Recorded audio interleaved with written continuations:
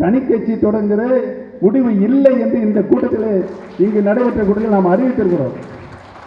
அதில் நாம் உறுதியாக இருக்கோம். ஏன் என்று சொன்னால் இது அனைத்து இந்திய அண்ணா முன்னேற்ற கழகம் புரட்சித் தலைவர் புரட்சி தலைவி மாண்புமிகு அம்மாவுடைய சொத்து.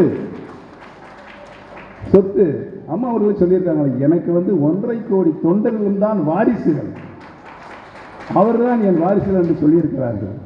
அப்படிப்பட்ட இயக்கத்தை, இந்த இயக்கத்தை, தொண்டர்களின் உரிமையை மீண்டும் தொண்டர்கள் கையில் கொடுப்பதற்கு தான் நாங்களாம் இந்த பாடுபட்டு இருக்கோம். வேற எண்ணம் கிடையாது. அதற்காக ஒரு வலுவான கட்டமைப்பு இருந்தால்தான் எந்த தேர்தலையும் நாம் சந்திக்க முடியும் என்ற சூழல் இருக்கிறது. அந்த சூழலை உருவாக்குகின்ற பொறுப்புகள் மாவட்ட கழக செயலாளர் இருக்கிறது. அதை நீங்கள் நிறைவாக ஆற்ற வேண்டும்.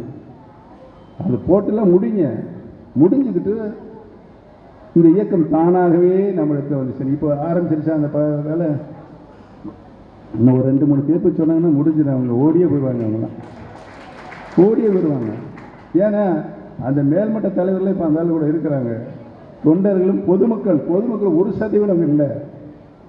பொதுமக்கள் ஆதரவு வந்தால் தான் ஏதாவது ஒரு தொகுதியில் டெபாசிட் ஆகிருக்குன்னா இல்லை அந்த நிலை உருவாயிருந்தார். அதிமுகவை படு பாதாளத்தில் தள்ளிய படுபாதகர் எடப்பாடி பழனிசாமி.